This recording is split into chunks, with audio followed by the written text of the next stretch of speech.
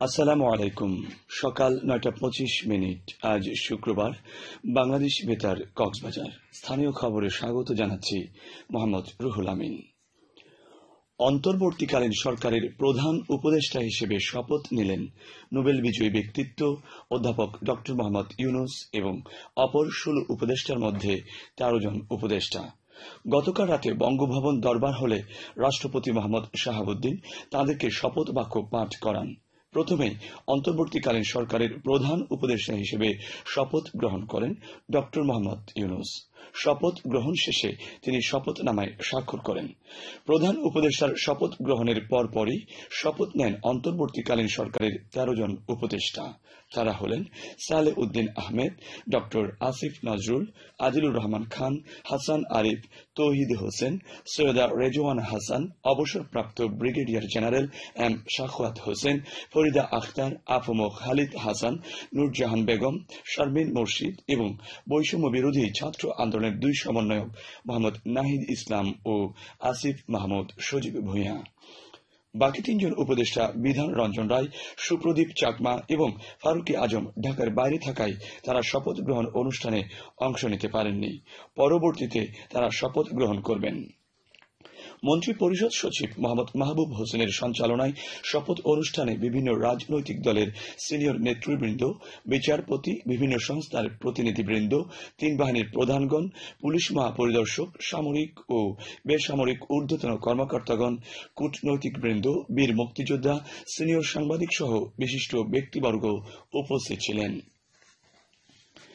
এখন থেকে শিক্ষা প্রতিষ্ঠান সহ সকল ক্ষেত্রে প্রত্যেকে তার নিজ নিজ কর্তব্য পালনের মাধ্যমে দ্বিতীয় স্বাধীনতাকে উপভোগ করার কথা বলেছেন অন্তর্বর্তীকালীন সরকারের প্রধান উপদেষ্টা নোবেল বিজয়ী ড মোহাম্মদ ইউনূস।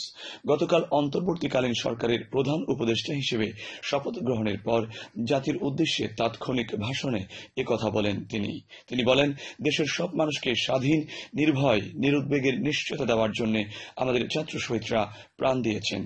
এই অভ্যুত্থানের মাধ্যমে সৃষ্ট সরকার দেশের প্রত্যেকের আকাঙ্ক্ষা পূরণের অধিকার নিশ্চিত করবে।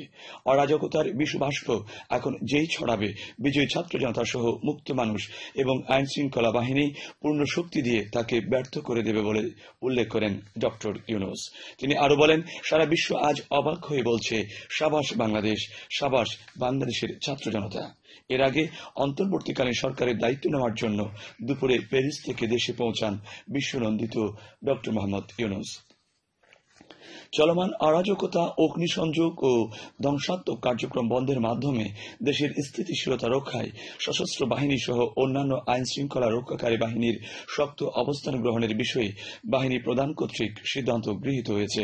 বৃহস্পতিবার সেনা সদরে সেনাবাহিনী প্রধান জেনারেল ওয়াকারুজ্জামানের সঙ্গে নৌ ও বিমান বাহিনী প্রধানের উপস্থিতিতে নবনিযুক্ত পুলিশের আইজিপি, র্যাবের মহাপরিচালক এবং ডিএমপি কমিশনার সাক্ষাৎ করেন। এ সময় আগামী ২৪ ঘণ্টার মধ্যে সেনাবাহিনীর সহায়তায় দেশের সব থানার কার্যক্রম শুরু করার বিষয়ে আলোচনা হয়। এ ব্যাপারে সকলের সহযোগিতা কামনা করেন তাঁরা। আন্তঃবাহিনী জনসংযোগ পরিদপ্তর আইএসপিআর থেকে পাঠানো বিজ্ঞপ্তিতে এ তথ্য জানানো হয়।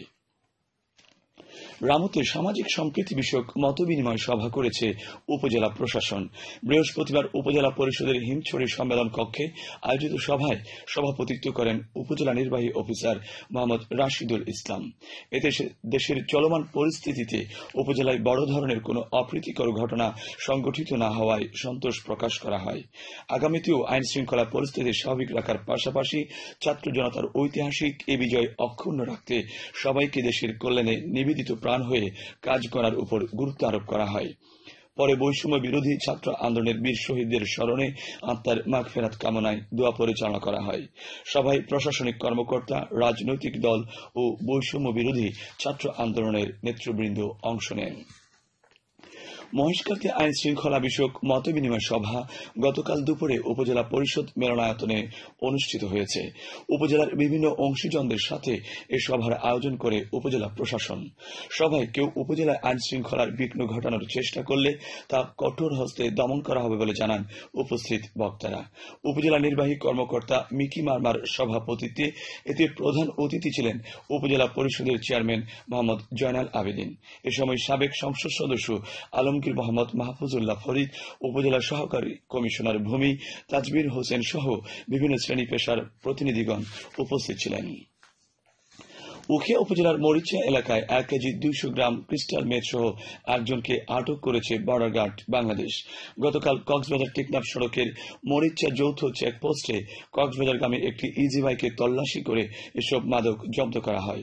বিজিবির রামু 30 ব্যাটালিয়নের অধিনায়ক লেফটেন্যান্ট কর্নেল সৈয়দ ওয়াহিদুজ্জামান তানজিদ এ তথ্য নিশ্চিত করেছেন। এখন জানিয়েছি বাঁকখালী নদীর মোহনা ও সংলগ্ন এলাকার সামুদ্রিক জোয়ার ভাটার সময়সূচি।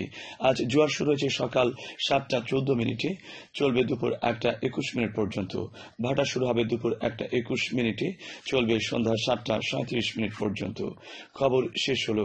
আমাদের পরবর্তী খবর প্রচারিত হবে আজ দুপুর 2:55।